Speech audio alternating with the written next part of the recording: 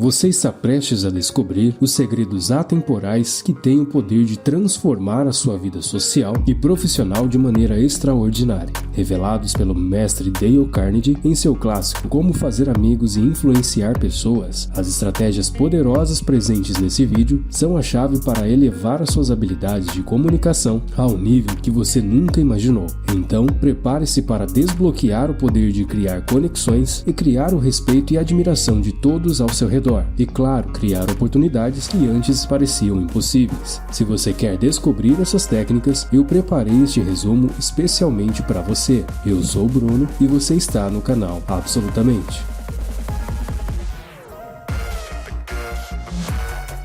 Como você bem sabe, quem está acompanhando os vídeos aqui do canal, começamos falando um pouco sobre o autor. Dale Carnegie, nascido em novembro de 1888 em Maryville, no Missouri, foi um influente escritor e palestrante americano, conhecido por seus cursos de autodesenvolvimento e habilidades interpessoais. Sua obra mais famosa, Como Conquistar Amigos e Influenciar Pessoas, é um dos livros mais vendidos de todos os tempos e foca em melhorar a comunicação e as relações pessoais. Carnegie enfatizava o quão é importante ter empatia, escuta ativa e apreciação sincera na construção de relacionamentos. Ele faleceu em novembro de 1955, deixando um grande legado na área de desenvolvimento pessoal. Ele inicia explicando o motivo pelo qual decidiu escrever o livro, apesar da grande quantidade de publicações que acabam fracassando. Carnegie revela que após anos de experiência em cursos e habilidades interpessoais, percebeu a importância vital da habilidade de lidar com as pessoas, mais do que o conhecimento técnico. Ao perceber que não havia nenhum livro adequado sobre esse assunto, Carnegie decidiu escrever um, baseado em suas leituras e pesquisas sobre psicologia e biografia de grandes líderes. O livro foi escrito a partir de uma palestra que ele ministrou repetidamente, testando os princípios com os seus alunos e observando os resultados em suas vidas pessoais e profissionais. Logo, o objetivo do livro é ajudar os leitores, fazendo com que descubram e usem o seu potencial inexplorado para enfrentar melhor as situações da vida. Conhecemos o autor e também o propósito da criação desse livro, e agora não nos resta outra coisa senão penetrar no absoluto sucesso do conteúdo a seguir.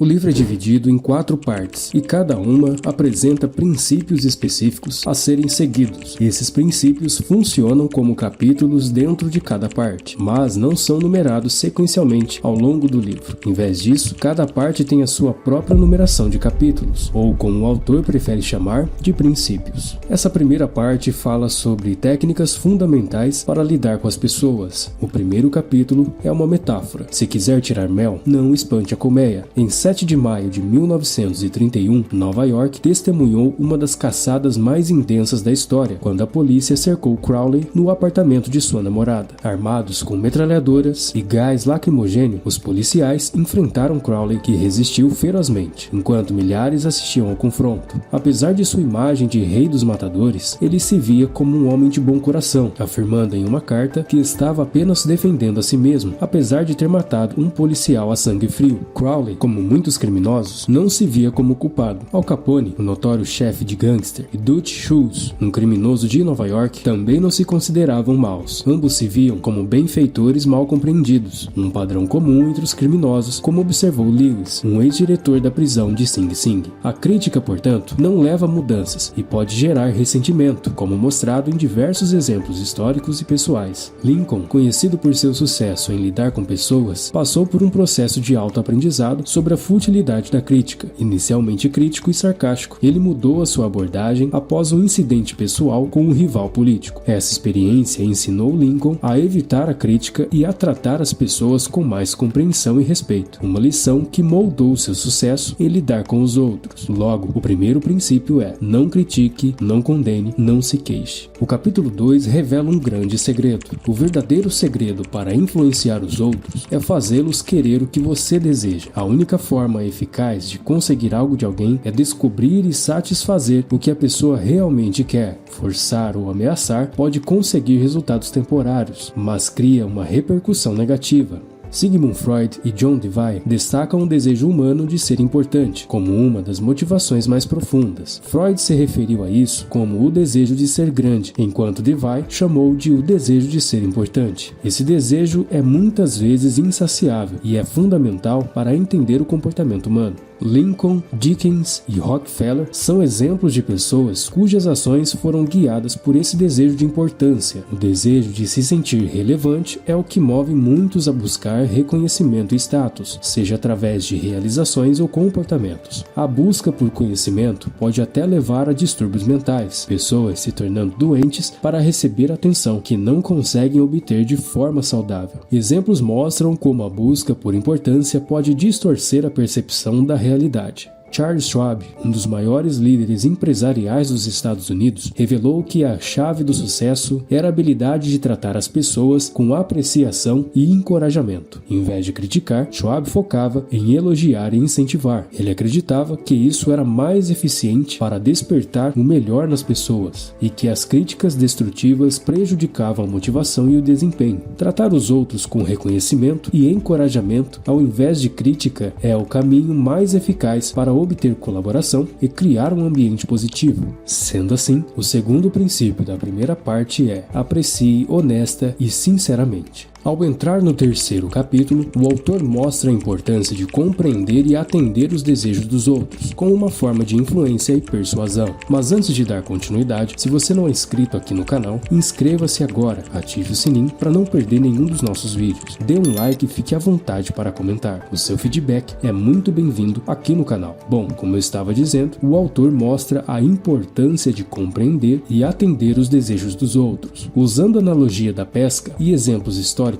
ele ilustra que para influenciar alguém é preciso focar no que a pessoa quer, em vez de apenas apresentar as suas próprias preferências. Enquanto o pescador deve usar iscas que atraem os peixes, nós devemos usar argumentos que atendam às necessidades e desejos dos outros para influenciar. O exemplo do primeiro-ministro britânico é usado para mostrar como ele manteve o poder ao adaptar suas estratégias às necessidades e interesses dos outros. Carnegie sugere que, em vez de impor os nossos próprios desejos ou ideias, nós devemos mostrar aos outros como alcançar o que eles desejam. Isso se aplica a diversas situações, desde relacionamentos familiares até interações com qualquer pessoa. Exemplos no texto, como o de Ralph Waldo Emerson e o bezerro, e o gesto altruísta de doar dinheiro, reforçam a ideia de que todos os atos são guiados por desejos pessoais. O texto também menciona Andrew Carnegie, que apesar de sua educação limitada, entendeu a importância de focar no que os outros querem para ter sucesso na vida e nos negócios. Para persuadir alguém, comece perguntando a si mesmo: como posso fazer com que ele queira isso? Essa estratégia evita pressa e falta de tato, impedindo que você fale apenas sobre seus próprios desejos. Um exemplo prático disso é a experiência de reservar um salão de bailes em um hotel em Nova York. Após ser informado de um aumento no aluguel, o autor decidiu abordar o gerente de uma forma estratégica. Em vez de expressar a sua insatisfação, ele apresentou as vantagens e as desvantagens daquele aumento. Na coluna de vantagens, colocou que a manutenção do aluguel anterior garantia o salão livre para os outros eventos mais lucrativos e que as conferências atraíam um público importante para o hotel. E na coluna de desvantagens, mencionou que o aumento resultaria em perda de negócios e a perda do benefício publicitário que as conferências proporcionavam. Ao adotar esse método, o autor conseguiu reduzir o aumento do aluguel de 300% para 50%, sem se concentrar em seus próprios desejos, mas mostrando como o aumento afetaria o hotel de forma negativa. Henry Ford disse: se há algum segredo de sucesso, ele consiste na habilidade de aprender o ponto de vista da outra pessoa e ver as coisas tão bem pelo ângulo dela quanto pelo seu.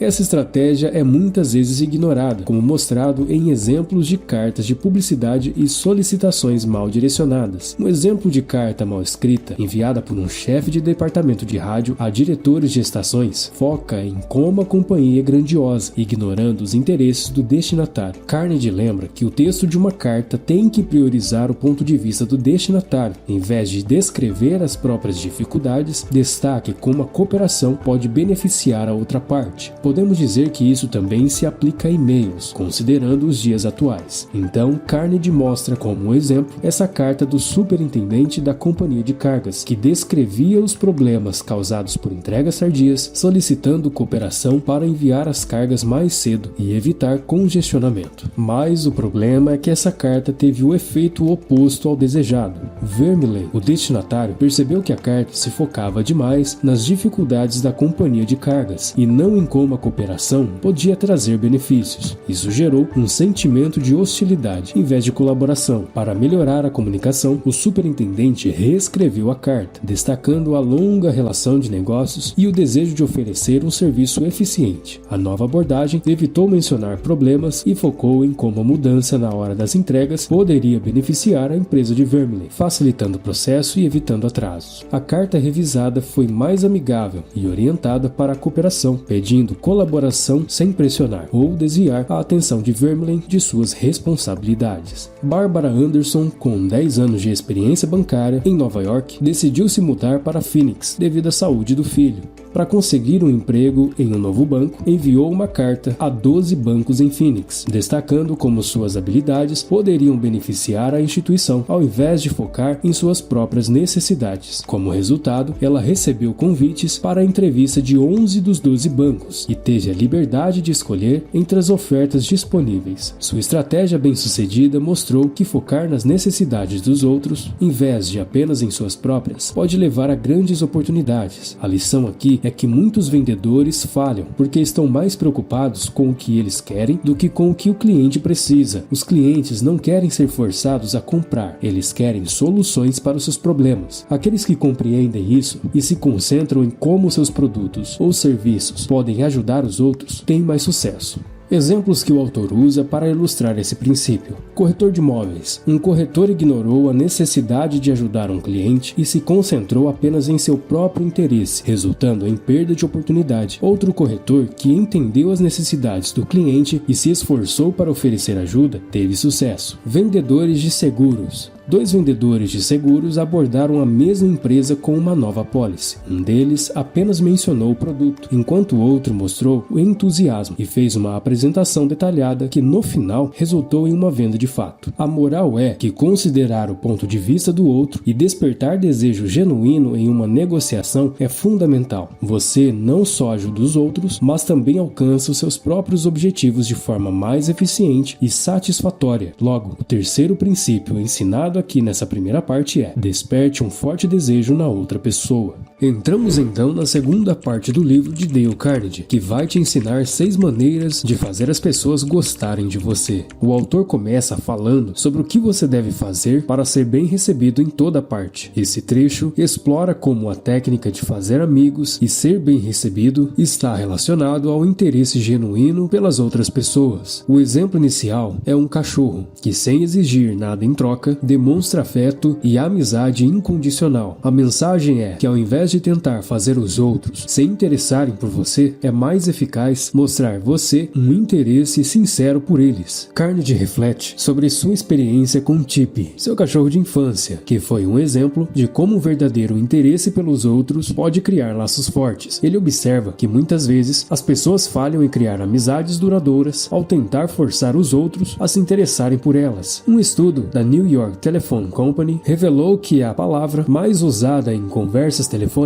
é a palavra eu, destacando o foco das pessoas em si mesmas. O autor cita Alfred Adler, um psicólogo vienense, que enfatiza que aqueles que não se interessam pelos outros enfrentam mais dificuldades e falhas na vida. Adler afirma que a falta de interesse pelos semelhantes está associada aos maiores fracassos humanos. Um editor de uma revista revelou em um curso de escrita que a qualidade das histórias que ele recebe está quase sempre ligada ao interesse do autor pelos outros. Segundo ele, se um autor não gosta das pessoas, as pessoas não gostarão de suas histórias. Essa ideia é reforçada pelo exemplo de Howard Thurston, um mágico de sucesso não apenas por sua habilidade, mas pelo verdadeiro interesse pelo público. Thurston acreditava que ao focar em agradar o público e ao expressar gratidão pela presença deles, ele conseguia criar uma conexão genuína e duradoura com a plateia. O texto também menciona George Dyke, um violinista que, apesar de não ser ser um grande mestre, fez muitas amizades e construiu uma vida rica e satisfatória ao se interessar pelas experiências dos outros músicos que ele conhecia. Seu exemplo ilustra como o interesse pelas pessoas pode levar a uma vida mais gratificante. Também menciona a popularidade de Theodore Roosevelt, destacada como resultado de interesse sincero pelos outros, até mesmo pelos empregados e pelas pessoas humildes. Roosevelt era conhecido por sua capacidade de lembrar os nomes das pessoas e por seu gesto de saudar até mesmo os empregados mais humildes. E também menciona o relato de Edward Jr., um representante de vendas que exemplifica como o interesse genuíno pode aprimorar consideravelmente a relação comercial. Após um contato inicial infrutífero, Edward conseguiu recuperar um cliente ao demonstrar interesse pelos funcionários da loja, o que influenciou o proprietário a continuar a fazer negócios com ele, ao impacto positivo de demonstrar interesse genuíno nas pessoas para conquistar atenção, cooperação e amizade. Carnegie compartilha exemplos históricos para ilustrar. Carnegie conta como conseguiu a participação de autores renomados e figuras públicas em eventos acadêmicos, mostrando verdadeiro interesse nas pessoas, como admiração e solicitações respeitosas, e também conta outros exemplos no texto que mostram pontos positivos como admiração pelos outros, o ato de se colocar à disposição, se lembrar de datas importantes como gestos de consideração e também entusiasmo e interesse nas interações. E isso tudo mostra o primeiro princípio dessa segunda parte do livro, que é: torne-se verdadeiramente interessado na outra pessoa.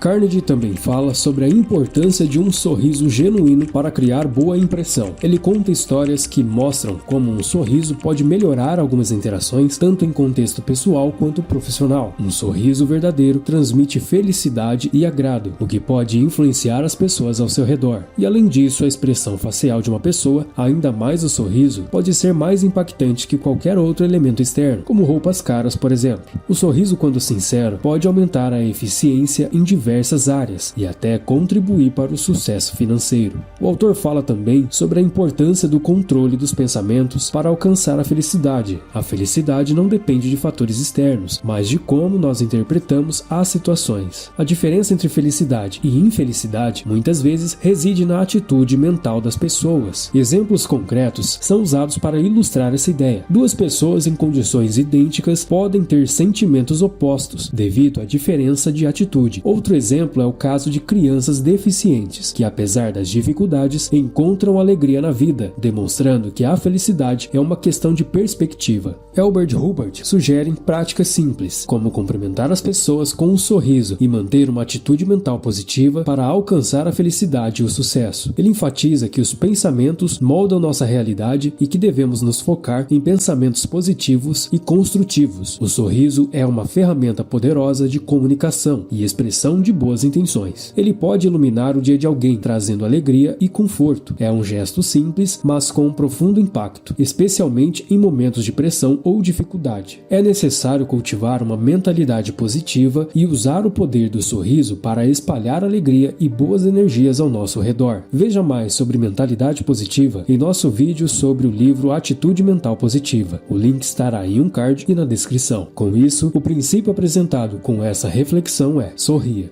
Carnegie segue agora discorrendo sobre a importância de guardar nomes. Em 1898, a tragédia na pequena vila de Stony Point, Nova York, resultou em 2 funerais em vez de um, quando Jim Farley morreu após ser lançado de seu cavalo. Seu filho mais velho, também chamado Jim, começou a trabalhar cedo para ajudar a família, e apesar de não ter educação formal, ele usou a sua habilidade inata para se tornar um político de sucesso e diretor-geral dos Correios nos Estados Unidos. Jim Farley se destacou por sua capacidade de lembrar nomes, e isso ajudou a promover Franklin Roosevelt na presidência em 1932. Ele elaborou uma estratégia para recordar nomes e detalhes pessoais de seus contatos, enviando cartas personalizadas e mantendo um sistema para memorizar informações sobre as pessoas que conhecia. Essa estratégia de lembrar e usar os nomes ajudou a manter relacionamentos valiosos. Farley reconheceu que as pessoas gostam de ser chamadas pelo nome e que esquecer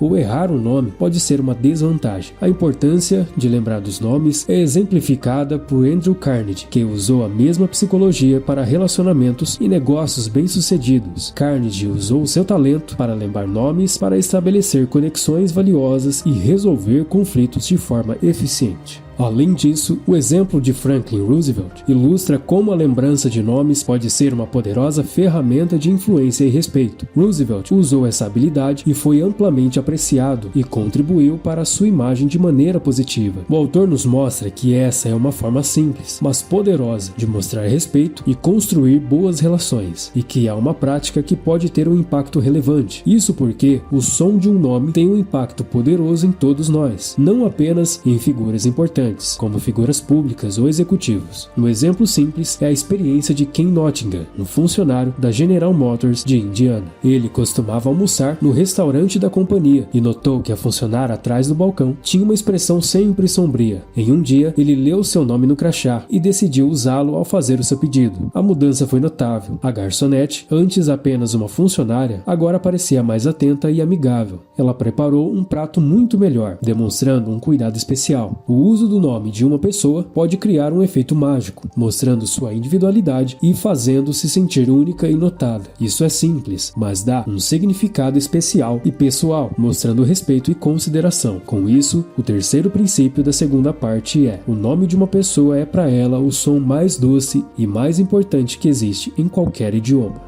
No capítulo 4, Carnegie fala um pouco sobre ser um bom conversador. Durante uma reunião de bridge, para quem não conhece, bridge é um jogo de cartas. Dale Carnegie relata um encontro com uma mulher que queria contar as suas experiências de viagem para a África. Mesmo sem interesse próprio, Carnegie se envolveu na conversa, mostrando interesse e ouvindo atentamente. Ela preferia falar sobre as suas próprias experiências do que ouvir sobre as viagens dele. Da mesma forma, Carnegie conta uma experiência em um jantar com um botânico, onde ignorou os outros convidados para ouvir atentamente o especialista sobre botânica e jardinagem. Esse homem, impressionado com a atenção dedicada, o elogiou como uma conversa interessante. Carnegie ressalta que o verdadeiro segredo para criar uma boa impressão em conversas e entrevistas comerciais é demonstrar atenção exclusiva ao interlocutor, o que é altamente lisonjeador. Henry James descreve Charles Eliot como um mestre da arte de ouvir, destacando como o silêncio de Eliot era ativo e atencioso, fazendo com que o interlocutor se sentisse ouvido e compreendido. Mesmo que essa habilidade de ouvir com atenção seja algo simples, muitos empresários falham em aplicar, resultando de forma negativas para os clientes. Carnegie ilustra isso com exemplos, como uma loja de Chicago que quase perdeu uma cliente valiosa devido a uma vendedora que não ouvia as queixas. A gerente, por outro lado, ao ouvir atentamente, conseguiu resolver o problema e manter a cliente. Outro exemplo é Millie Esposito, que demonstrava seu carinho pelo filho ao parar de fazer o que estava fazendo para ouvi-lo. A importância de ouvir atentamente também é mostrada em uma história sobre um mediador da companhia telefônica de Nova York, que ao ouvir pacientemente um cliente furioso, conseguiu resolver as suas queixas e transformar aquilo em algo positivo.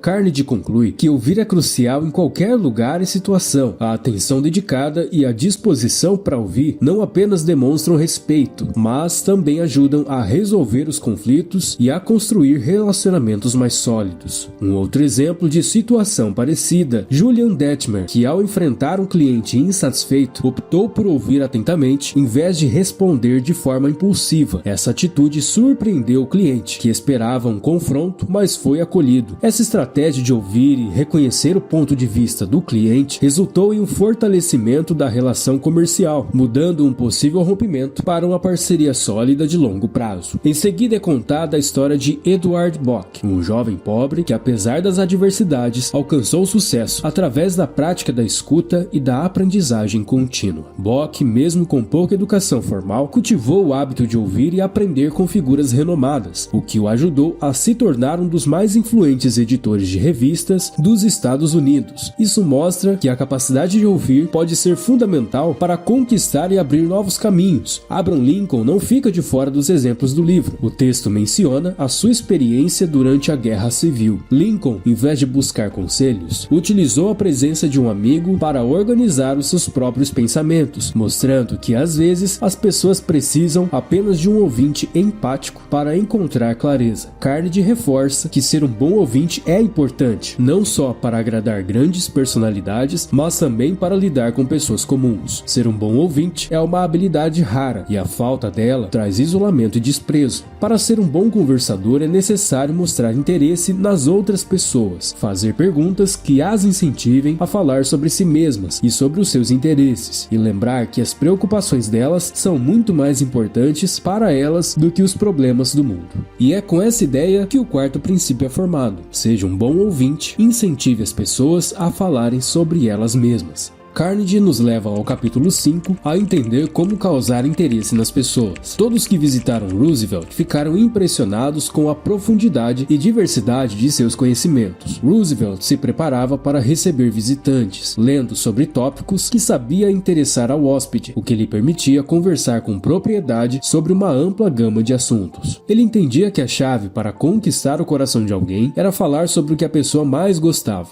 William Lyon Phelps, renomado ensaísta e professor, relata um episódio de sua infância que ilustra essa técnica. Quando era jovem, um visitante em sua casa começou a falar sobre barcos, um assunto de seu interesse, mesmo que não soubesse nada sobre o tema. Phelps ficou impressionado e entusiasmado com a conversa, sem saber que o homem não tinha real interesse em barcos. Depois, sua tia explicou que o visitante era educado e queria agradar, mostrando que focar no que a pessoa valoriza pode criar uma impressão positiva. Henry Duvernoy, de uma padaria em Nova York, teve dificuldades em vender pães para um hotel. Após tentar várias abordagens sem sucesso, descobriu que o administrador do hotel era apaixonado por uma sociedade de hoteleiros. Ao conversar sobre isso, conseguiu estabelecer um relacionamento positivo, o que eventualmente levou à venda de seus produtos. Edward Harriman, ao buscar um emprego, descobriu o maior interesse de um certo empresário e se preparou para abordar a questão de uma maneira que alinhasse com esses interesses.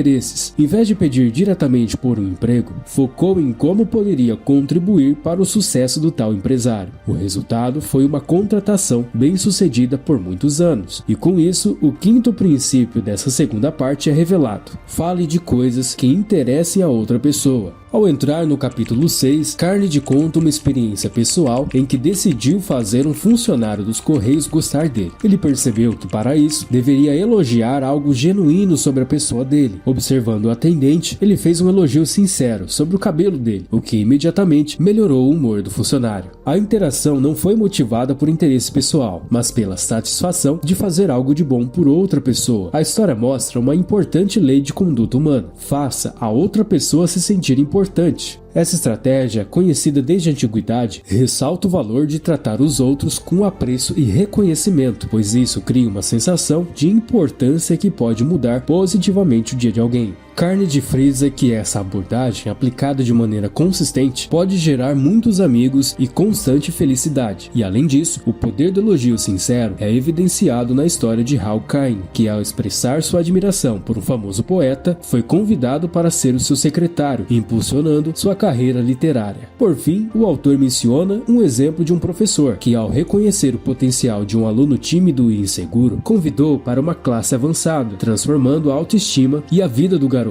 O poder de fazer as pessoas se sentirem importantes é sublinhado como uma habilidade fundamental nas relações humanas. O texto também explora a ideia de que a maioria das pessoas se julga superior em algum aspecto, e um caminho eficaz para conquistar a sua simpatia é reconhecer sinceramente essa importância. Utilizando exemplos de histórias reais, o texto ilustra como pequenos gestos de apreciação verdadeira pode ter um impacto profundo nas relações. Um promotor de Connecticut, por exemplo, elogia a casa de uma velha tia, o que leva a senhora a lhe oferecer um Packard como presente. Bom, Packard é um modelo de carro bem antigo, a manivela, daqueles que você vê em filmes e seriados. É um carro caro. Outro exemplo envolve um superintendente que, ao elogiar os cães de um juiz, acaba recebendo um valioso filhote como presente. O texto também menciona George Eastman, fundador da Kodak, que mesmo com todo o seu sucesso, ainda ansiava por pequenos reconhecimentos. Estes exemplos demonstram como a apreciação sincera pode criar conexões relevantes, independente da posição social ou do sucesso individual. E dessa forma, o sexto princípio da segunda parte desse livro é: faça a outra pessoa se sentir importante e faça com sinceridade. E assim finalizamos a segunda parte do livro. Entrando na terceira parte do livro, o primeiro conceito ensinado é que você não pode vencer uma discussão. Dale Carnegie compartilha uma lição valiosa que ele aprendeu após a Primeira Guerra Mundial, durante um banquete em Londres. Ele relembra uma situação em que corrigiu um homem sobre uma citação equivocada, apenas para descobrir que o homem estava certo. Mesmo quando seu amigo confirmou a correção do homem, Carnegie percebeu que ao insistir e discutir, ele só havia causado constrangimento e prejudicado a relação. Isso ensinou que vencer uma discussão raramente traz benefícios, porque mesmo que se esteja certo, a vitória pode ferir o orgulho do outro e gerar ressentimento, e isso fere as relações. A melhor maneira de lidar com debates é evitar, buscando sempre preservar a boa vontade das pessoas, ao invés de insistir estar certo. Carnegie ilustra esse ponto com a história de um vendedor que aprendeu a evitar confrontos, passando a ter mais sucesso em suas vendas ao adotar uma postura conciliadora. Carnegie destaca que vencer uma discussão pode ser uma vitória vazia, pois não conquista a boa vontade do outro, que é muito mais valiosa. Segundo a visão do autor, existe uma ineficácia nas discussões e o impacto negativo que elas podem ter em tentar mudar a opinião alheia. O exemplo de Frederick Parsons, um consultor de impostos, ilustra essa ideia. Ao discutir com o inspetor fiscal sobre um débito de $9.000, percebeu que quanto mais argumentava, mais teimoso o inspetor se tornava. Em vez de insistir na discussão, Parsons decidiu mudar de estratégia, reconhecendo a importância do inspetor e mostrando interesse por sua experiência. Essa mudança de atitude fez com que o inspetor, que antes rígido e arrogante, se tornasse mais amigável, a ponto de revelar o pagamento do imposto dias depois. Carnegie sugere que em situações de conflito é mais eficaz adotar uma postura conciliadora, evitando o confronto direto. Ele cita a sabedoria de Buda, que afirmava que o ódio nunca termina com ódio, mas sim com amor, e de Abraham Lincoln, que alertava sobre o desperdício de tempo em disputas pessoais. Para evitar que divergências se transformem em discussões, são recomendadas várias atitudes. Vamos listar aqui. Primeiro, acolher a divergência, considerar a discordância como uma oportunidade de corrigir erros antes que se tornem maiores. Segundo, desconfiar da primeira impressão. A nossa reação impulsiva pode ser defensiva e prejudicial. Terceiro, controlar impulsos. A grandeza de uma pessoa pode ser medida pelo que a irrita. Quarto, ouvir primeiro. Dar aos adversários a chance de falar sem interromper ou debater, o que ajuda a construir pontes de compreensão. Quinto, buscar áreas de concordância. Refletir sobre pontos de concordância após ouvir o outro lado. Sexto, ser honesto e admitir os erros. Assumir falhas ajuda a desarmar o adversário e a reduzir as suas defesas. Sétimo, prometer considerar as ideias do outro lado. Isso mostra sinceridade e evita confrontos apressados. Oitavo, agradecer sinceramente. Mostrar gratidão pelo interesse do outro transforma adversários em aliados.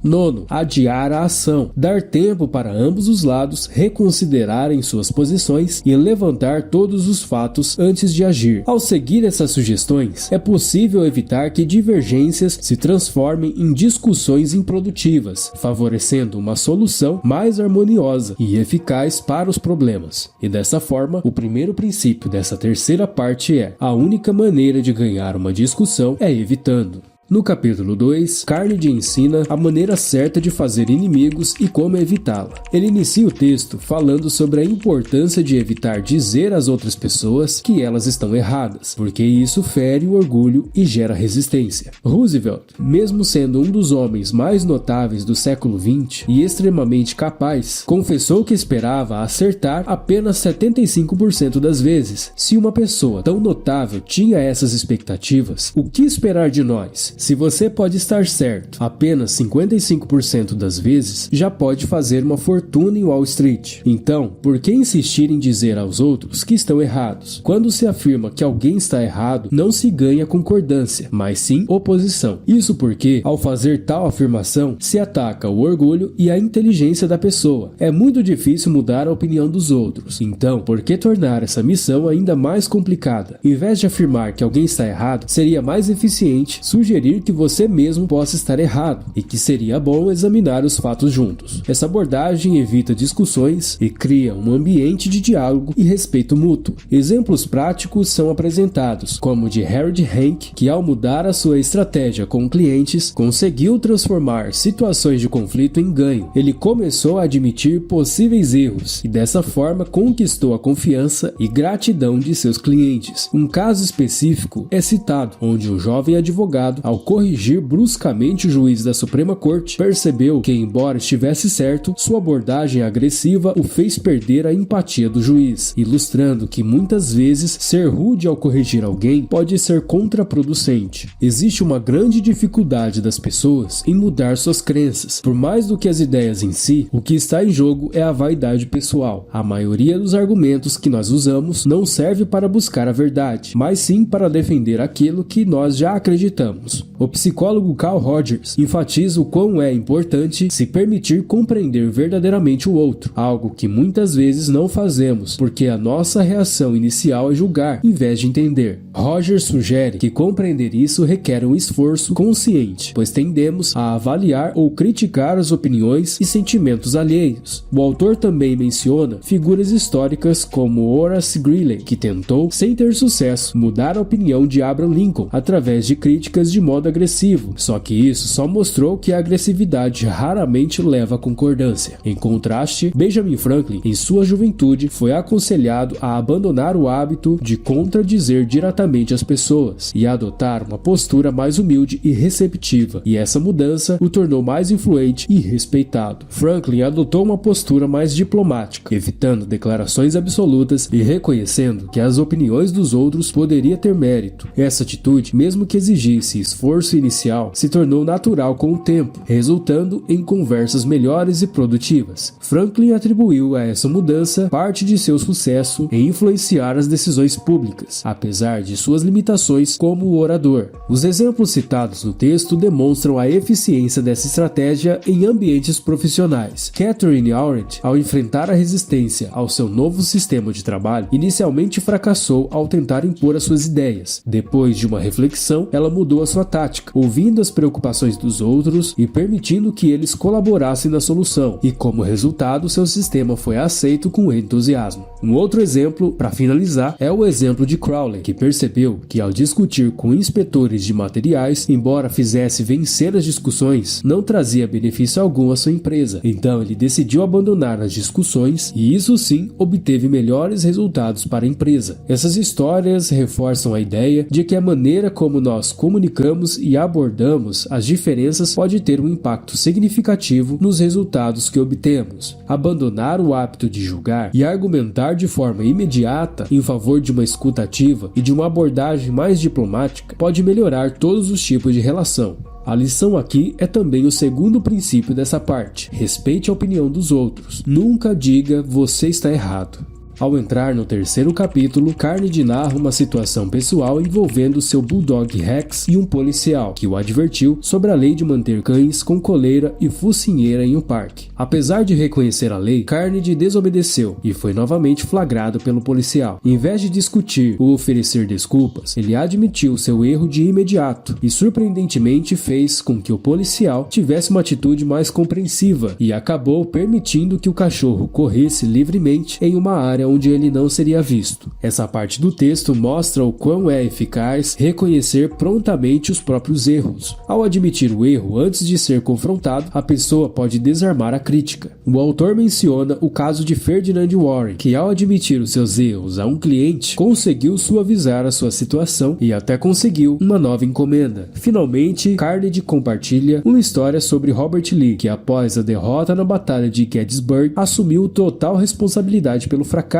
um gesto de grande nobreza e coragem. Esse ato de reconhecer e aceitar a culpa, mesmo quando não era a única causa do problema, mostra exatamente isso, um gesto de grande nobreza e coragem e, acima de tudo, humildade. E isso conclui o terceiro princípio trazido nessa parte do livro: se está enganado, reconheça o seu erro de maneira rápida e clara. No capítulo 4, Dale Carnegie fala um pouco sobre ser amistoso. No confronto de opiniões ou situações de conflito, um diálogo amistoso pode ser mais eficiente do que uma postura agressiva. Em vez de enfrentar o outro com hostilidade, é preferível adotar uma tática amigável para resolver discórdias. Um exemplo prático dessa tática é a história de John Rockefeller Jr., que apesar de ser odiado, durante uma greve trabalhista em 1915, conseguiu acalmar os ânimos dos grevistas, através de um discurso amigável e de demonstrações de boa vontade. Rockefeller usou um tom cordial e elogioso, transformando a hostilidade em amizade e conseguindo uma solução pacífica para o conflito. O princípio de que uma gota de mel atrai mais moscas do que um balde de fel é reafirmado por exemplos como o do presidente da White Motor Company, que tratou grevistas com gentileza e a greve foi resolvida sem rancor. A mesma ideia é ilustrada na prática de Daniel Webster, um advogado que utilizava uma estratégia suave e amistosa para persuadir jurados.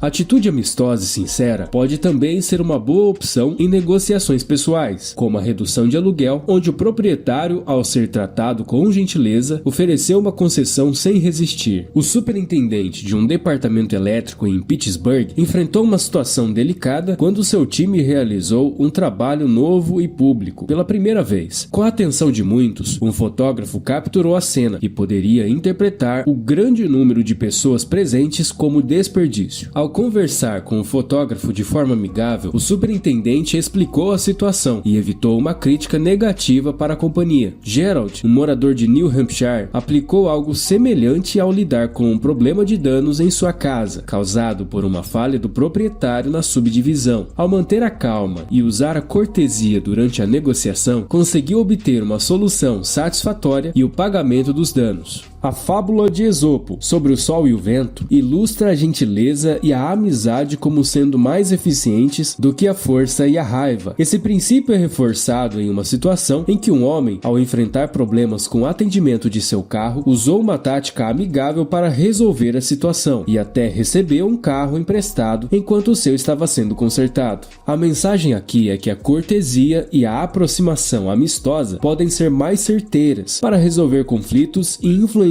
pessoas do que os métodos agressivos e impetuosos. O quarto princípio, então, é: comece de uma maneira amistosa.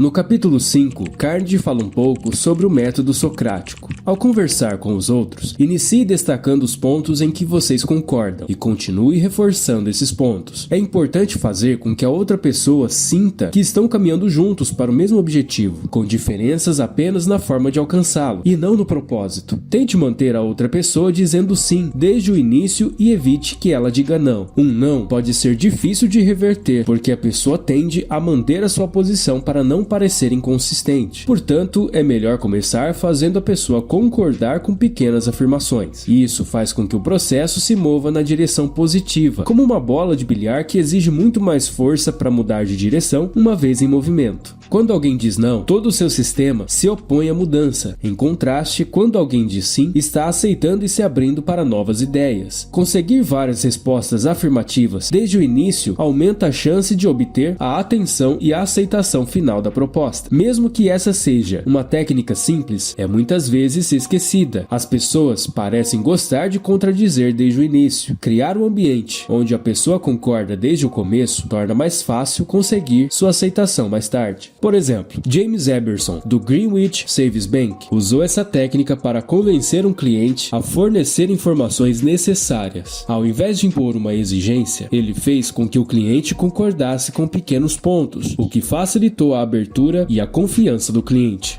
Joseph Allison, da Westinghouse, também usou essa técnica para reverter uma situação. Em vez de discutir as reclamações do cliente sobre os motores, ele fez com que o cliente concordasse com algumas afirmações técnicas, o que eventualmente levou a uma grande venda. Ele aprendeu que é mais produtivo ver as coisas do ponto de vista da outra pessoa e garantir que ela esteja sempre dizendo sim. Ed Snow, responsável por treinamentos em Oakland, na Califórnia, relata uma experiência de compra que deixa claro o poder de obter respostas afirmativas. Interessado em caçar com arco, Ed havia investido em equipamentos de uma loja local. Quando seu irmão quis alugar um arco, Ed contatou uma loja após a primeira negativa. Na segunda loja, o vendedor, usando uma abordagem persuasiva, conduziu Ed a uma série de respostas sim, o que levou a comprar o equipamento em vez de alugar. Essa interação fez de Ed um cliente fiel. O método usado pelo vendedor se assemelha ao método socrático. Em vez de confrontar diretamente, Sócrates fazia perguntas que levavam o seu interlocutor a concordar gradualmente, acumulando respostas afirmativas, até que esse se visse convencido, muitas vezes contra sua posição inicial. Sócrates nunca dizia a alguém que estava errado. Ele habilmente guiava a pessoa para chegar às suas próprias conclusões. Assim, a técnica do sim é poderosa na persuasão, como ensina a sabedoria milenar chinesa. Devagar se vai longe. Em vez de confrontar diretamente, a estratégia de conduzir o outro a concordar através de perguntas leva a resultados mais eficientes. Dessa forma, o quinto princípio da terceira parte é: consiga que a outra pessoa diga sim imediatamente. No capítulo 6, Carnegie fala um pouco sobre a válvula de segurança nas soluções das queixas. A maioria das pessoas comete o erro de falar demais quando tenta convencer os outros. Porém, deixar que a outra pessoa fale de si mesma é uma estratégia melhor. Quando nós vendemos algo ou fazemos negócios, o ideal é fazer perguntas e ouvir atentamente, permitindo que a outra pessoa expresse as suas próprias ideias e preocupações. Um exemplo disso é a história de um homem que era representante de um fabricante de tapetes. Ao perder a voz durante uma apresentação importante, deixou que o presidente da empresa falasse por ele. O presidente explicou as qualidades do produto e defendeu a proposta de representante, e isso levou a uma grande venda, algo que provavelmente não teria acontecido se o tal representante tivesse falado normalmente. Uma outra situação envolve Barbara Wilson, que tinha um relacionamento difícil com sua filha Laurie. Ao invés de continuar a dar ordens e sermões, Barbara decidiu ouvir a filha. Esse simples ato de ouvir melhorou muito o relacionamento entre mãe e filha. Charles Cubblis, ao se candidatar a um emprego, fez um esforço para demonstrar interesse na história de sucesso do entrevistador. Sua estratégia de ouvir e mostrar interesse causou uma excelente impressão e ajudou a garantir aquele emprego. Um outro exemplo é Roy Bradley, que ao contratar um vendedor, permitiu que o candidato falasse livremente sobre os aspectos negativos e positivos do trabalho. E esse ato de escutar fez com que o candidato se convencesse da vantagem da posição, e isso levou à contratação. A verdade é essa, que na maioria das vezes as pessoas preferem falar mais sobre si mesmas em vez de ouvir sobre os outros. Um filósofo francês observou que se você deseja ter amigos, deve permitir que eles se destaquem e se sintam importantes, em vez de se sobrepor a eles. Quando você se destaca, pode causar sentimentos de inferioridade ou até mesmo inveja nos outros. Henrietta era uma consultora de locação em Nova York. No início de sua carreira, ela não conseguiu se conectar com seus colegas, porque estava constantemente se vangloriando de suas próprias conquistas. Isso fazia com que os seus colegas se sentissem diminuídos. Depois de adotar a estratégia de ouvir mais e falar menos sobre si mesma, Henrietta notou uma grande mudança. Ela começou a mostrar interesse nas realizações dos outros e a encorajar os seus colegas a compartilhar suas alegrias. Como resultado, ela conseguiu melhores relações e se tornou uma das consultoras mais queridas da agência. Portanto, para cultivar amizades e relacionamentos positivos, é importante dar aos outros a oportunidade de brilhar também e se sentir valorizado, em vez de focar apenas em nossas próprias conquistas e ser o centro das atenções. Dessa forma, o sexto princípio é: deixe a outra pessoa falar durante boa parte da conversa. Você já notou que nós confiamos mais nas ideias que descobrimos por conta própria do que as ideias que são apresentadas? Forçar os outros a seguir suas opiniões pode ser um erro. É mais sábio fazer sugestões e deixar que os outros cheguem às conclusões por si mesmos. O Sr. Adolfo, da Filadélfia, enfrentou um desafio: montar uma equipe de vendedores completamente desmotivados. Em uma reunião, ele perguntou aos vendedores o que eles esperavam dele e depois o que ele poderia esperar deles. clientes. Ao ouvir as expectativas, que foram lealdade, honestidade, iniciativa e entre outros, e se comprometer a atender essas necessidades, o Sr. Adolfo conseguiu finalmente inspirar a equipe. A troca moral resultou em um aumento de desempenho dos vendedores, obviamente resultando em mais vendas. As pessoas preferem sentir que estão tomando decisões por conta própria e não sendo forçadas a seguir algo contra sua vontade. Eugene Wesson, um vendedor de esboços, aprendeu essa lição da maneira mais difícil. Após 150 tentativas frustradas, Wesson mudou sua abordagem. Em vez de forçar a venda, pediu ao comprador algumas sugestões sobre como ele poderia melhorar seus esboços. O comprador então se sentiu envolvido no processo e, como resultado, começou a comprar os esboços. Um fabricante de aparelhos de raio-x usou uma abordagem psicológica para vender o seu produto a um grande hospital no Brooklyn. O Dr. L, responsável pelo departamento de raio-x do hospital, estava sobrecarregado pelos vendedores e suas apresentações. No entanto, o fabricante conseguiu se destacar quando enviou uma carta oferecendo um novo modelo de aparelho e pedindo a opinião do Dr. L sobre como aprimorá-lo. Esse ato fez que o Dr. L se sentisse importante e isso fez comprar o aparelho. Ralph Emerson observou que nas grandes ideias sentimos que os nossos próprios pensamentos são rejeitados e retornam com uma nova importância. Um exemplo disso é o coronel Edward House, que influenciou o presidente Woodrow Wilson ao introduzir ideias de forma casual, permitindo que Wilson acreditasse que eram suas. House não se preocupou com o crédito, apenas com os resultados, e isso lhe garantiu influência forte. Uma técnica semelhante foi usada por um proprietário de campo de turismo. Em vez de tentar vender diretamente os seus serviços, ele enviou aos futuros clientes alguns contatos de pessoas que já haviam contratado seus serviços. Esse marketing permitiu que os clientes fossem convencidos por outras pessoas e não pelo próprio vendedor, o que resultou em sucesso. Lao Tse, um sábio chinês, disse que os rios e mares recebem a homenagem dos córregos, porque estão abaixo deles. Da mesma forma, para liderar efetivamente, devemos nos colocar abaixo dos outros e deixá-los sentir que têm a liderança, mesmo que sejamos nós que estamos à frente. Todos esses exemplos são fatos descritos no livro para apresentar o 7º princípio. Deixe que a outra pessoa sinta que a ideia é dela.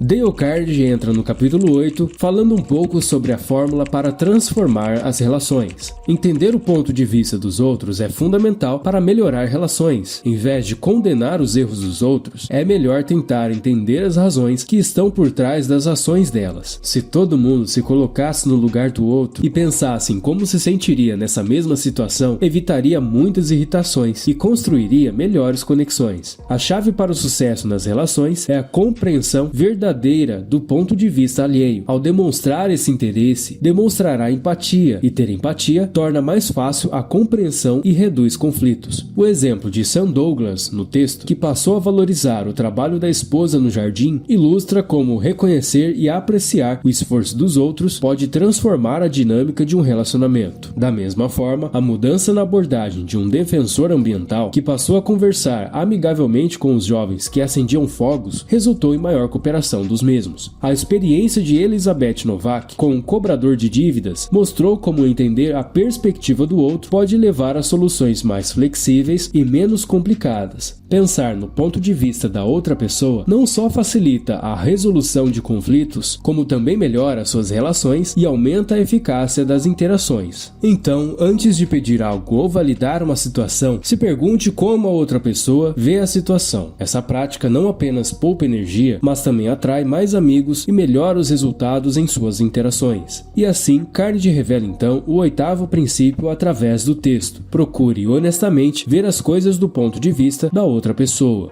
No capítulo 9, Carnegie fala um pouco sobre algo que todos querem.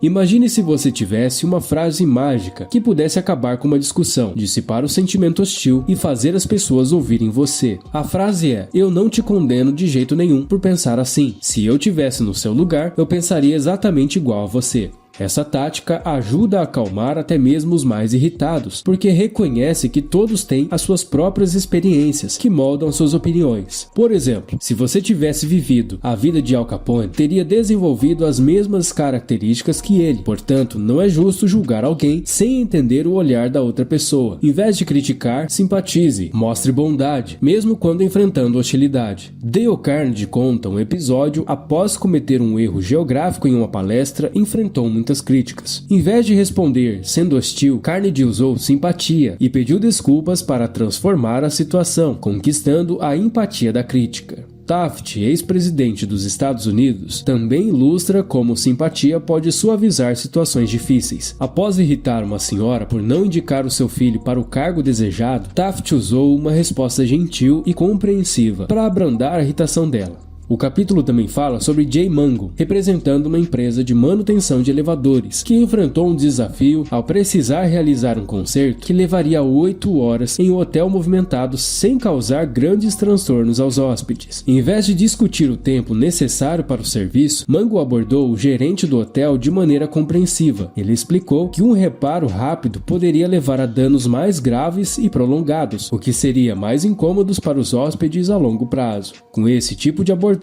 o gerente concordou com o tempo de paralisação necessário. Outro exemplo vem de uma professora de piano que lidou com uma aluna que tinha unhas longas em excesso. Em vez de criticar diretamente as unhas, primeiro a professora elogiou a beleza delas e depois sugeriu gentilmente que a aluna considerasse cortá-las. Assim, o desempenho no piano seria melhor. Após a sugestão, a aluna cortou as unhas por conta própria, o que mostra como a comunicação cuidadosa pode gerar mudanças positivas sem causar ressentimentos. A empatia é uma necessidade universal. As pessoas anseiam por compaixão, mostrando suas feridas e dificuldades para receber atenção e compreensão. E com isso, o 9º princípio é: seja receptivo às ideias e desejos da outra pessoa. Entrando no capítulo 10, Dale Carnegie aborda também como é importante apelar para os motivos nobres das outras pessoas. Ele faz uma reflexão sobre a tendência humana de se enxergar como correto e idealista, exemplificada por pessoas como Jesse James, que justificavam seus crimes por motivos altruístas. Carnegie sugere que ao tentar persuadir alguém, é mais eficiente apelar para esses motivos elevados do que confrontar diretamente. Veremos alguns exemplos de como esse princípio funciona em diferentes situações, desde a negociação de contratos de aluguel até a forma como pessoas influentes como Lord Northcliffe e John Rockefeller Jr. conseguiram evitar publicações indesejadas ao apelar para sentimentos nobres como o amor maternal e a proteção infantil, ou casos de negócios como de Cyrus Curtis, que usou a caridade como motivação para atrair grandes autores quando não podia competir financeiramente. A história final destaca um fracasso de uma companhia de automóveis que, ao insistir em estar certa e ao confrontar os seus clientes, apenas gerou conflitos em vez de soluções. Ao lidar com pessoas, apelar para os seus motivos mais nobres pode ser uma boa estratégia, melhor do que simplesmente impor a sua própria razão. Aconteceu uma situação complicada enfrentada por uma empresa com clientes que não pagavam as suas contas, apesar de terem um histórico de bom pagamento. O problema estava na maneira usada para cobrar as dívidas. Quando o diretor-geral percebeu que o método de cobrança estava falhando, ele delegou a responsabilidade a James Thomas. Thomas adotou uma estratégia. Em vez de confrontar aquelas pessoas sobre as dívidas, ele se concentrou em seus pontos de vista. Durante suas visitas, Thomas não mencionava a dívida imediatamente. Pelo contrário, ele buscava saber o que a empresa poderia ter feito errado, se mostrando interessado no cliente e no produto que ele possuía. Ao ouvir atentamente, Thomas reconhecia as frustrações e se desculpava por qualquer inconveniente causado pela empresa. Então, a partir daí, ele pedia aos clientes que considerassem acertar as suas contas, confiando que eles tomariam a decisão correta. O resultado disso foi impressionante. A maioria dos clientes pagou suas dívidas e a empresa continuou a fazer negócios com eles, vendendo novos carros nos anos seguintes. Aquela experiência ensinou Thomas que ao tratar as pessoas como honestas e inteligentes, a maioria reagirá positivamente, mesmo em situações difíceis. A chave para o sucesso foi a empatia, a confiança e o respeito no trato com os clientes, o que transformou uma situação crítica em uma oportunidade de fortalecer relacionamentos comerciais. O 10º princípio é: apele para os mais nobres motivos. No capítulo 11, Carnegie apresenta um texto contando sobre uma campanha negativa que o jornal Philadelphia Evening Bulletin enfrentava, com rumores sobre sua baixa qualidade e excesso de anúncios. Para combater isso, o jornal publicou um livro chamado Um Dia, que compunha todas as suas notícias e artigos de um único dia, mostrando a riqueza de seu conteúdo. Esse livro demonstrou o valor das publicações do boletim e ajudou a desmentir os rumores. A dramatização é uma técnica técnica poderosa para atrair atenção e engajamento. Como exemplos, o texto cita a eficiência da dramatização em vitrines de lojas e comerciais de televisão, que usam visuais e efeitos para destacar produtos. Essa abordagem também é útil em várias situações, como em vendas, onde a demonstração prática de um produto pode ser mais convincente do que apenas palavras. O capítulo também relata casos pessoais em que a dramatização ajudou a resolver problemas, como um vendedor que usou o som de moedas caindo para captar a atenção de um cliente e uma funcionária que conseguiu uma reunião com seu chefe ao enviar uma carta formulada solicitando uma entrevista. E por fim, mostra a importância da dramatização em apresentações e negociações. James Boynton enfrentou dificuldades ao tentar apresentar um relatório de mercado para uma grande marca de creme hidratante. Na primeira reunião, ele discutiu métodos de pesquisa com o cliente, mas a conversa se arrastou e não resultou em progresso. Porém, na segunda tentativa, Boynton mudou sua estratégia. Em vez de usar números e tabelas, ele dramatizou os fatos. Ele levou 32 potes de cremes com etiquetas detalhando os resultados da pesquisa e os colocou na mesa do cliente. Essa apresentação visual e prática capturou a atenção do cliente e evitou discussões. O cliente ficou interessado e a conversa se prolongou por 1 hora, resultando em uma apresentação bem-sucedida. A dramatização fez toda a diferença na comunicação dos mesmos lados. O princípio número 11 é: dramatize suas ideias. O último capítulo da parte 3 fala sobre o desejo de superação. Charles Schwab enfrentou um problema com a baixa produção de uma fundição. O gerente estava frustrado, sem conseguir motivar os trabalhadores. Schwab decidiu intervir e, com um pedaço de giz, escreveu o número 6 no chão, indicando a quantidade de fornadas produzidas no dia. Quando a turma da noite chegou, eles viram o número e substituíram por um 7. No dia seguinte, a turma do dia, vendo o número 7, se esforçou para superá-los e deixou um 10. Essa competição motivou todos a aumentar a produtividade, transformando a fundição, que estava entre as menos produtivas, na mais eficiente da fábrica. O segredo, segundo Schwab, é estimular a competição. Ele acreditava que o desejo de superar os outros e o desafio eram formas poderosas de motivar os trabalhadores. Sem um desafio, Theodore Roosevelt talvez nunca tivesse sido presidente dos Estados Unidos. Após voltar de Cuba, ele foi indicado para governador de Nova York, mas a oposição apontou sua falta de residência prolongada no estado. Roosevelt foi desafiado pelo senador Thomas Collier Platt, que perguntou se o herói de San Juan Hill era um covarde. E foi esse desafio que motivou Roosevelt a continuar e mudar a história. O lema da antiga guarda do rei na Grécia, enfrentar o medo e lutar pela vitória, reflete o poder dos desafios. Al Smith, quando governador de Nova York, também usou o desafio para motivar. Ele precisava de um novo diretor para a penitenciária de Sing Sing, uma posição frequentemente desafiadora e volúvel. Quando Lewis hesitou devido aos riscos, Al Smith o desafiou, sugerindo que apenas um grande homem poderia assumir aquele cargo. Isso incentivou Lewis a aceitar, e então se tornou um notável diretor de prisão, inspirando através de seu trabalho e publicações. Harvey Firestone, fundador da Firestone Tire e Hubbard, acreditava que o pagamento por si só não era suficiente para unir e motivar bons funcionários. Para ele, coragem e desafio eram fundamentais. Um renomado cientista do comportamento apoiou essa visão em seus estudos sobre motivação no trabalho. Ele descobriu que o fator mais estimulante para os trabalhadores não era o dinheiro, boas condições de trabalho ou benefícios, mas sim o próprio trabalho em si. Quando o trabalho era algo excitante e interessante, os funcionários se dedicavam e se sentiam motivados a fazer um bom serviço. A verdadeira motivação vem do desejo de enfrentar desafios, provar o seu valor e superar obstáculos. Esse desejo é o que alavanca competições e atividades, fazendo com que as pessoas busquem se destacar e se sentir importantes. E dessa forma, o 12º princípio é: lance um desafio. Bom, fim da terceira parte, começando agora a quarta parte do livro. Somos levados por Dale Carnegie a ensinamentos para aqueles que desejam ser líderes em algo. No primeiro capítulo, durante uma visita à Casa Branca, Dale Carnegie testemunhou um momento inusitado com o presidente Calvin Coolidge. Calvin fez um elogio inesperado a uma de suas secretárias, elogiando seu vestido e sua aparência, algo raro para o conhecido silencioso Cal. A secretária, surpresa e envergonhada, ficou um pouco confusa com o elogio e Calvin logo esclareceu o motivo. Ele fez o elogio para que a secretária se sentisse bem, mas agora queria que ela prestasse mais atenção à pontuação em seu trabalho. O método era um tanto evidente, mas a estratégia psicológica era boa, porque é mais fácil receber críticas depois de receber um elogio sincero.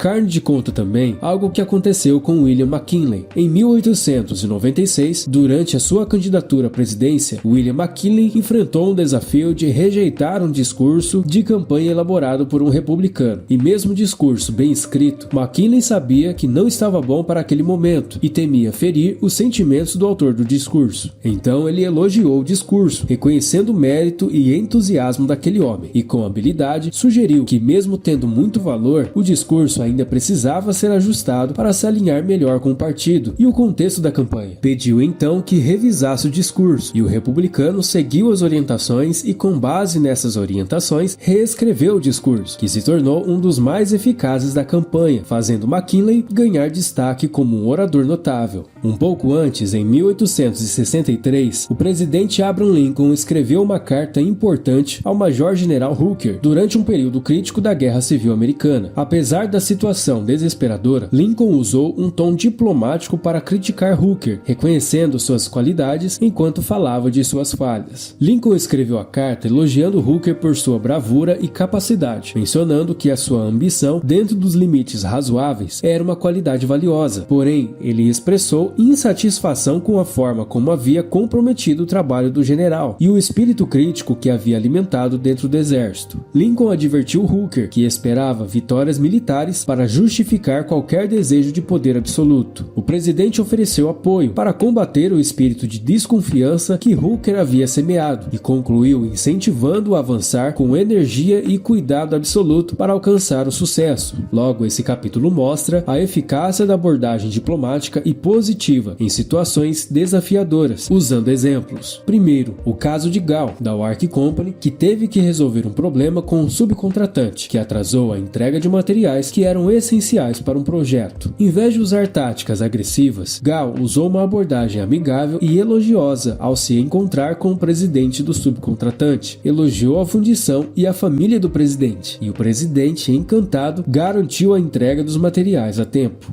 O segundo exemplo é sobre Dorothy Wroblewski, gerente de banco, que ajudou uma funcionária a melhorar a produtividade ao começar com elogios em vez de críticas. A funcionária, que tinha dificuldades com o fechamento de caixa, recebeu elogios por seu atendimento ao cliente. Dorothy então ofereceu sugestões de forma gentil e construtiva, e a funcionária passou a dominar a função e a se tornar eficiente. Esse capítulo encerra mostrando que um líder deve empregar o primeiro princípio: comece com um elogio ou uma apreciação sincera. No capítulo 2, são descritas algumas histórias que mostram como estratégias gentis e encorajadoras podem ser mais eficazes do que críticas indiretas. Charles Schwab, ao observar operários fumando onde era proibido, não os repreendeu diretamente. Em vez disso, ofereceu charutos e pediu que fossem fumar para fora. Essa atitude fez com que os trabalhadores se sentissem valorizados e respeitados, aumentando seu apreço por Schwab.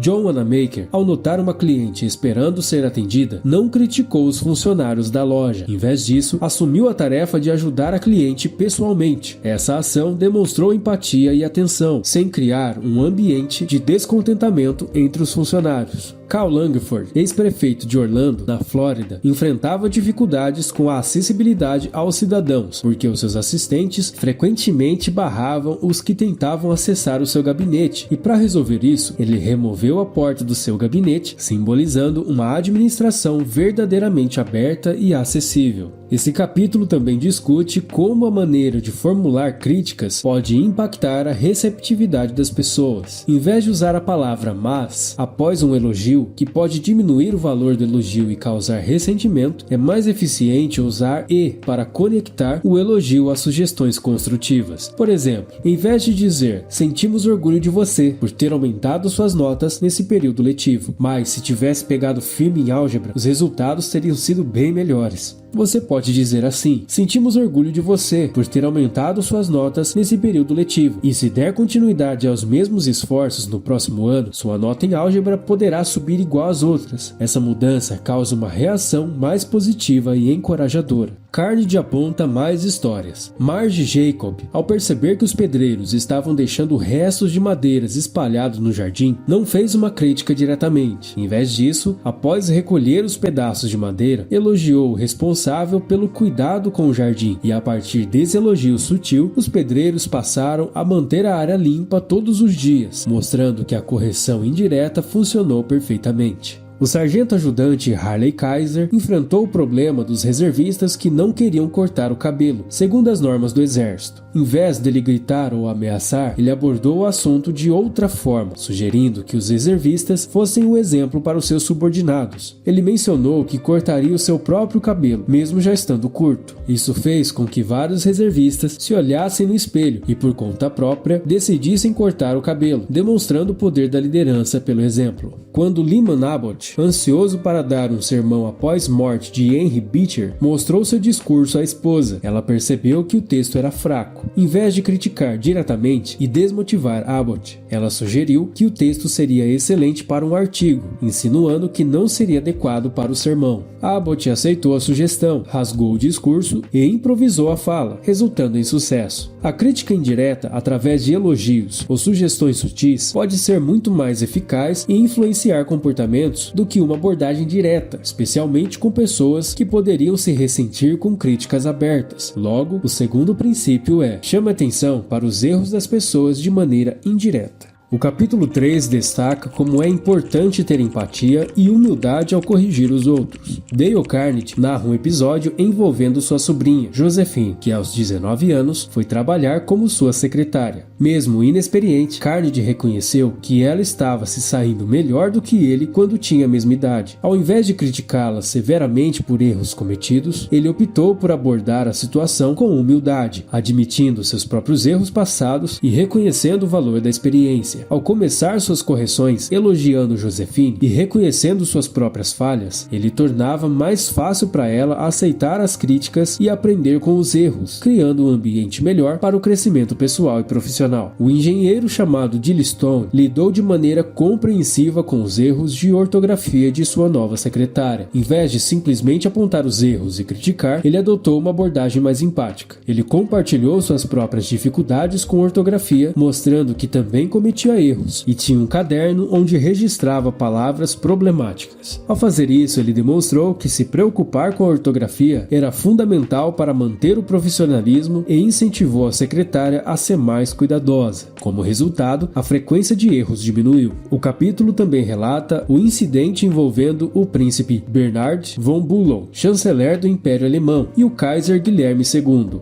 O Kaiser fez declarações públicas inoportunas e ofensivas, que geraram grande comoção. Quando Kaiser sugeriu que von Bülow assumisse a culpa, o chanceler cometeu o erro de criticá-lo diretamente, provocando a ira do monarca. No entanto, von Bülow rapidamente corrigiu seu erro, elogiando as qualidades superiores do Kaiser e destacando suas próprias limitações. Esse gesto de humildade e elogio conseguiu acalmar o Kaiser, transformando uma situação de potencial conflito em um momento de reconciliação e reforço dos laços entre os dois. E para finalizar, o exemplo de Clarence Zerhusen, que descobriu que o seu filho de 15 anos estava fumando. Em vez de confrontá-lo diretamente, Zerhusen usou sua própria experiência negativa com o cigarro para persuadir o filho. Ele admitiu seus próprios erros e dificuldades que enfrentava para parar de fumar, sem impor conselhos ou ameaças. Essa abordagem honesta e humilde levou o filho a decidir não fumar até concluir o colégio e, eventualmente, a abandonar o cigarro completamente. Inspirado por essa conversa, Zerhusen também conseguiu parar de fumar com o apoio da família. Todos esses casos ilustram o poder da humildade e do elogio em mudar comportamentos e fortalecer relacionamentos, mostrando que muitas vezes a autocrítica e o reconhecimento das qualidades dos outros podem operar verdadeiros milagres nas interações humanas. E isso leva ao terceiro princípio: fale sobre seus erros antes de criticar os das outras pessoas.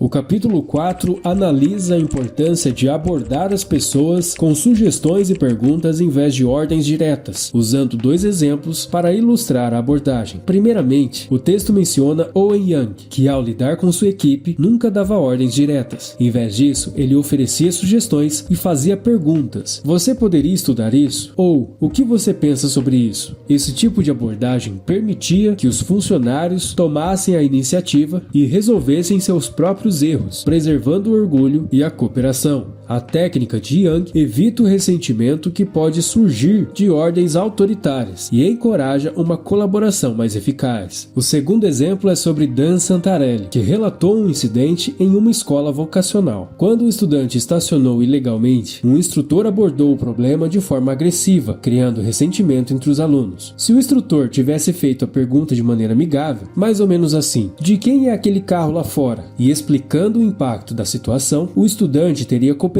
de bom grado e o ambiente seria mais harmonioso. Por fim, o exemplo de Ian MacDonald, o gerente geral de uma fábrica na África do Sul, que mostra como a abordagem colaborativa pode gerar resultados positivos. Enfrentando dificuldade de atender um pedido grande, MacDonald convocou sua equipe, explicou a situação e fez perguntas para buscar soluções. Isso motivou os funcionários a encontrar maneiras de cumprir o prazo e, por consequência, a encomenda foi produzida e entregue a tempo. Esses exemplos demonstram que, ao utilizar sugestões e perguntas em vez de ordens, você promove uma maior aceitação e colaboração, estimulando a criatividade e a disposição das pessoas para trabalhar em conjunto para atingir objetivos comuns. Um líder eficiente usa o 4º princípio: faça perguntas em vez de dar ordens diretas.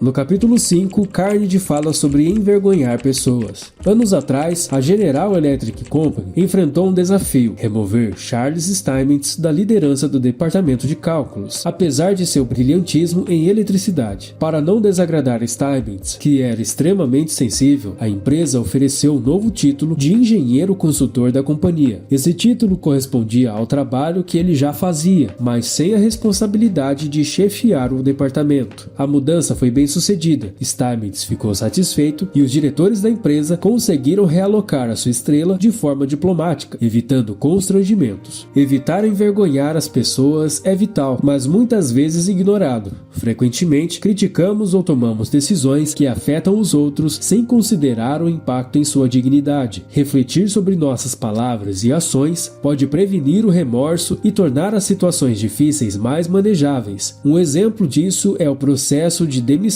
de funcionários. Marshall Granger compartilha como, ao demitir funcionários, o tratamento impessoal e frio gerava ressentimento e deslealdade. Para melhorar, ele começou a oferecer despedidas mais respeitosas, reconhecendo o esforço dos funcionários e expressando votos de sucesso futuro. Esse método não apenas mantém a moral dos funcionários, mas também os mantém abertos a retornar se a empresa precisar deles novamente. Durante uma sessão de treinamento, 2 casos ilustraram o impacto da crítica e da importância de evitar envergonhar os outros. Fred Clark relatou que um vice-presidente, ao questionar agressivamente um supervisor sobre falhas na produção, acabou arruinando o relacionamento com o funcionário. O supervisor, se sentindo humilhado, acabou deixando a empresa e foi contratado por uma concorrente, onde ele teve sucesso. Em contraste, Ana Mazzoni compartilhou uma experiência positiva ao lidar com o erro em um projeto de pesquisa. Apesar de seu medo de ser criticada, seu chefe abordou a situação com compreensão e apoio, elogiando o esforço e garantindo que a falha era natural. Isso fez com que Ana saísse da reunião motivada e comprometida a não desapontá-lo. Mesmo quando alguém está errado, envergonhá-lo destrói o seu ego e prejudica o relacionamento. O respeito pela dignidade dos outros é essencial, pois ferir a autoimagem de alguém é um crime. Um líder deve estar disposto a praticar o 5º princípio: permita que a pessoa salve o seu próprio prestígio. No capítulo 6, Carnegie mostra como estimular as pessoas para o sucesso. Pete Barlow, um velho amigo que trabalhava com circos, tinha uma técnica eficiente para treinar cachorros. Sempre que um cãozinho mostrava progresso, ele recebia elogios e recompensas. Essa abordagem de usar reforços positivos ao invés de punição é uma prática antiga no treinamento de animais. O psicólogo Jess Lahir enfatiza que o elogio é essencial para o crescimento e florescimento do espírito humano, comparando a luz do sol, que é vital para as plantas. No entanto, muitas pessoas preferem criticar ao invés de oferecer o calor do elogio. Um exemplo notável do impacto do elogio é a história de Enrico Caruso. Quando ele era um garoto pobre em Nápoles, seu professor desencorajou, dizendo que ele não tinha talento para cantar. No entanto, sua mãe, acreditando em seu potencial, elogiou e economizou para pagar aulas de canto. Esse apoio dela foi fundamental para sua transformação, e Caruso acabou se tornando um dos maiores cantores de ópera de sua época. No início do século XIX, em Londres, um jovem aspirante a escritor enfrentava muitas dificuldades. Não conseguiu estudar por mais de 4 anos e seu pai foi preso por dívidas e ele passou fome. Trabalhou em um armazém insalubre e dormia em um quarto ruim com outros 2 companheiros. Sem confiança em sua escrita, enviou seu primeiro manuscrito para publicação às escondidas. Após várias rejeições, um conto foi finalmente aceito e, embora não recebesse o pagamento, o elogio do editor trouxe grande alegria e motivação. Esse jovem de quem o texto fala é Charles Dickens, que com o incentivo recebido transformou sua vida e se tornou um famoso escritor. Anos depois, um outro jovem em Londres, trabalhando como balconista e lidando com longas horas de trabalho, ficou revoltado e desiludido. Após discutir com sua mãe e escrever uma carta de desespero a seu antigo professor, recebeu palavras de incentivo e uma oferta de emprego como professor. Esse apoio mudou sua vida e ele se tornou um renomado autor, ganhando uma fortuna com seus livros. A crítica diminui a motivação, enquanto o elogio fortalece comportamentos positivos. Ao focar no elogio e minimizar a crítica, os comportamentos desejáveis são reforçados, enquanto os indesejáveis são ignorados. John, de Rockmount, Carolina do Norte, decidiu aplicar os princípios de elogio em vez de crítica para melhorar o comportamento dos seus filhos, que eram frequentemente repreendidos pelos pais. Inicialmente foi desafiador encontrar aspectos positivos para elogiar, mas ao começar a reconhecer pequenas melhorias, os comportamentos negativos das crianças diminuíram. A abordagem de elogiar ao invés de criticar resultou em um ambiente familiar mais harmonioso e melhorou muito a conduta dos filhos. Kate Hopper, de Woodland Hills, na Califórnia, aplicou uma técnica similar em seu trabalho. Um jovem impressor recém-contratado e com dificuldades de adaptação havia produzido um trabalho de estamparia de alta qualidade. Hopper elogiou especificamente o trabalho do jovem, destacando que foi bem feito e a importância dele para a empresa. Esse reconhecimento transformou a atitude do jovem, que se tornou um funcionário leal e dedicado. O elogio específico e sincero é mais eficaz do que críticas ou bajulação generalizada. William James, psicólogo e filósofo, destacou que muitos de nós usamos apenas uma pequena parte de nossas capacidades. Incentivar e reconhecer os outros ajuda a desbloquear o seu potencial e promover mudanças em suas vidas. A mágica habilidade de elogiar e estimular as pessoas pode levar a grandes transformações, enquanto a crítica tende a inibir o crescimento. Esse capítulo nos leva ao 6º princípio: elogie o menor progresso e elogie cada progresso. Seja sincero na sua apreciação e pródigo no seu elogio.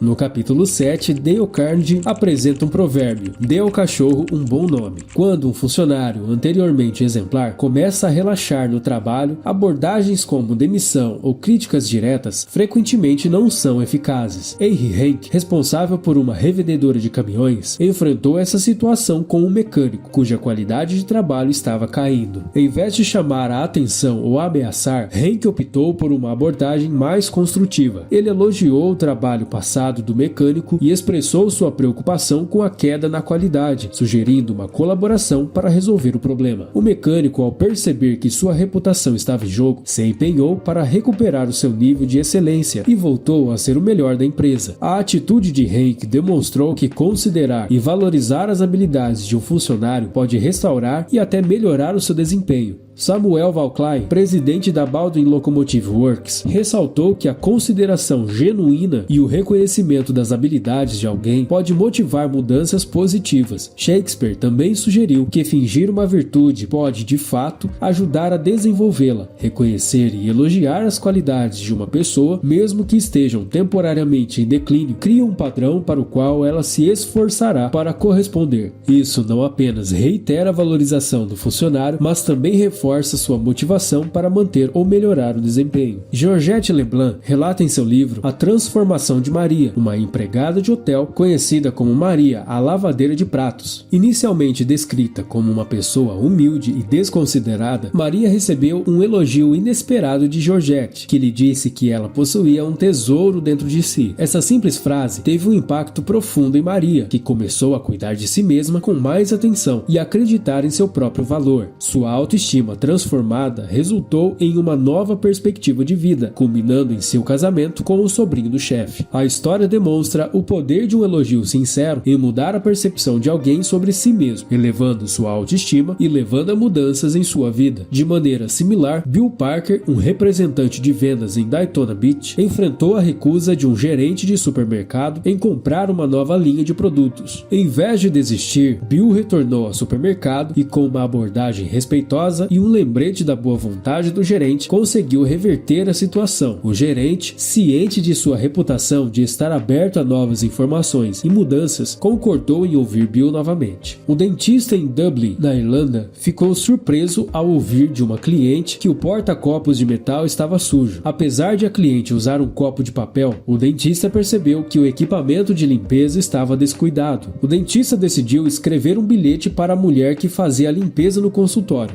No bilhete, ele elogiou o trabalho dela e sugeriu que ela fizesse meia hora extra de vez em quando, se achasse necessário, para manter a limpeza do consultório. Com o incentivo e a reputação para manter, a mulher que realizava a limpeza fez um esforço extra e deixou o consultório brilhando sem custo adicional. Esse gesto mostrou que atribuir uma boa reputação a alguém pode motivar um desempenho ainda melhor. O velho provérbio "dê a um cachorro um mau nome e aprecie as tristes consequências" se transforma em "dê-lhe, porém, um bom nome e veja o que acontece". De maneira semelhante, a senhora Ruth Hopkins, professora do Brooklyn, Nova York, enfrentou um desafio de ensinar Tommy, um aluno conhecido por seu comportamento problemático. Em vez de adotar uma abordagem negativa, Hopkins decidiu elogiar Tommy, chamando de líder nato e pedindo sua ajuda para tornar a classe a melhor do ano. Ela reforçou essa imagem positiva com elogios contínuos e, motivado pela nova reputação e pela confiança depositada nele, Tommy se comportou de maneira exemplar, provando que a boa reputação e o incentivo positivo podem transformar até mesmo os desafios mais difíceis. Se quiser desempenhar otimamente o difícil papel na liderança e mudar a atitude ou o comportamento dos outros, utilize o princípio 7. Proporcione a outra pessoa uma boa reputação para ela zelar.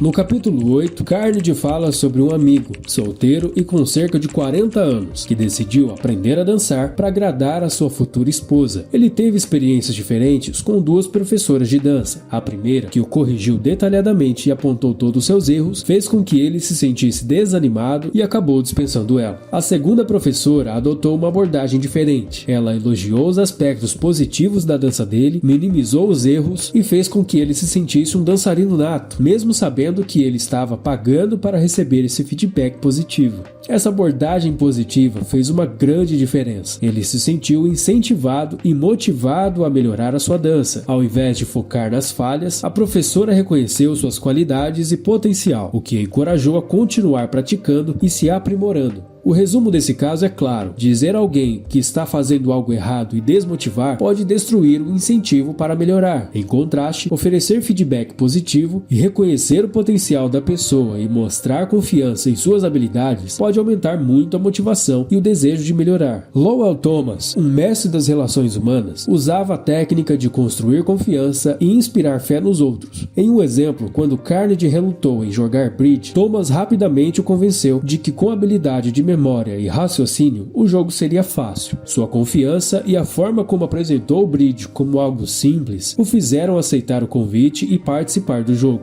Essa abordagem positiva também foi crucial na vida de Eli Cubertstone, conhecido por seus livros sobre bridge. Quando ele chegou nos Estados Unidos em 1922, tentou várias carreiras sem sucesso. Porém, ao conhecer Josephine Dillon, uma professora de bridge que o incentivou, ele foi convencido de que tinha um talento natural para o jogo, e Esse incentivo foi o que realmente o levou a transformar o bridge em sua profissão e alcançar sucesso na área. Clarence Jones compartilhou como o incentivo e a abordagem positiva ajudaram seu filho David a superar dificuldades acadêmicas e transformar sua vida. Em 1970, David, com 15 anos, se mudou para Cincinnati, com uma grande deformação na cabeça e um atraso na aprendizagem devido a um acidente e a um diagnóstico incorreto de lesão cerebral. Estava atrasado em relação aos colegas e lutava com matemática e leitura. Jones decidiu usar o método positivo para ajudar David. Ela utilizou cartas educativas para ensinar matemática, elogiando constantemente e fazendo com que o aprendizado se tornasse uma atividade prazerosa. Começou com um tempo de resposta de 52 minutos por exercício e, através de prática e encorajamento, David reduziu esse tempo para 8 minutos. Cada pequena melhoria era celebrada, o que manteve David motivado. Com o tempo,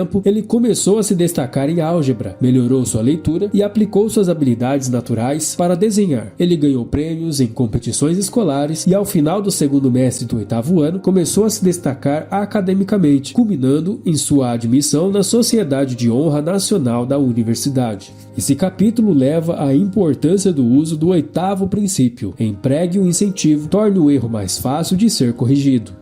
Entraremos agora no capítulo 9, onde Carnegie fala um pouco sobre as pessoas fazerem o que você sugere. Em 1915, durante a Primeira Guerra Mundial, Woodrow Wilson decidiu enviar um emissário da paz para aconselhar as nações europeias em guerra. William Bryan, um ministro do exterior, desejava essa missão para si, acreditando ser uma grande oportunidade para o seu nome entrar para a história. No entanto, Wilson escolheu o seu amigo íntimo, Coronel Edward House, para comunicar a decisão a Bryan de forma delicada. House, com habilidade diplomática, explicou a Bryan que o presidente acreditava que sua própria presença na missão poderia atrair demasiada atenção e criar curiosidade indesejada. Com isso, Bryan se sentiu valorizado e compreendeu que a sua importância era reconhecida, mesmo sem a missão. House usou uma técnica eficaz de relações humanas, fazer com que a outra pessoa se sentisse satisfeita e importante. Wilson aplicou uma abordagem similar quando convidou William Gibbs McAdoo para seu gabinete, apresentando a oferta de uma forma que McAdoo se sentisse duplamente honrado, como se estivesse fazendo um favor ao presidente. No entanto, Wilson nem sempre foi tão cuidadoso em suas interações. Ao lidar com o Senado e o Partido Republicano sobre a Liga das Nações, ele não incluiu líderes republicanos importantes, o que gerou frustração e oposição. Sua falta de tato e a recusa em integrar os republicanos na negociação afetaram negativamente a sua carreira, sua saúde e a história dos Estados Unidos, resultando na exclusão do país da Liga e na alteração efetiva do cenário internacional. Estadistas e diplomatas não são os únicos a usar a abordagem de fazer a outra pessoa feliz realizando suas sugestões. Dale Ferrier exemplifica isso com uma história sobre o seu filho Jeff. Jeff não gostava de pegar as peras que caíam da árvore e frequentemente deixava o trabalho incompleto. Em vez de confrontá-lo,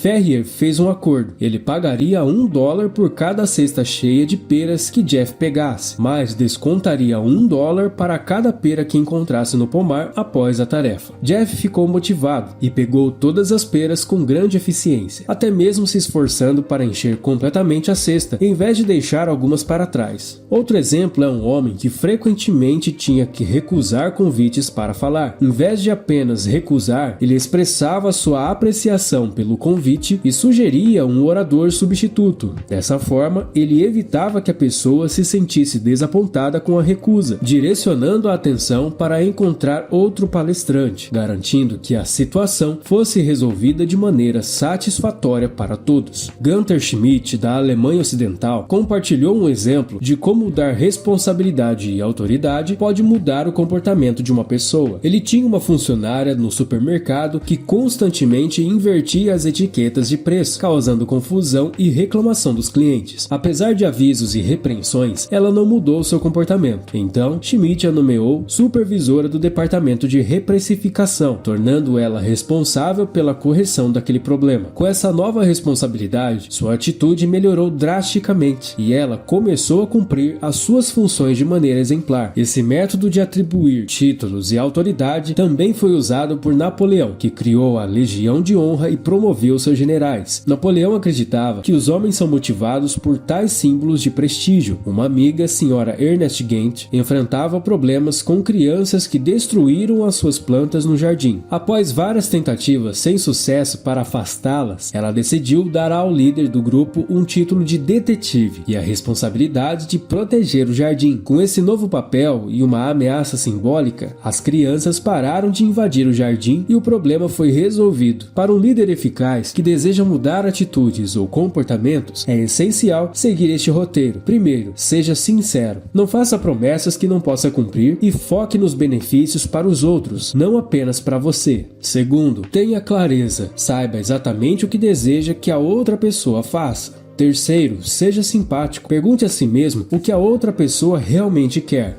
Quarto, reflita sobre os benefícios. Considere os benefícios que a outra pessoa receberá ao seguir a sua sugestão.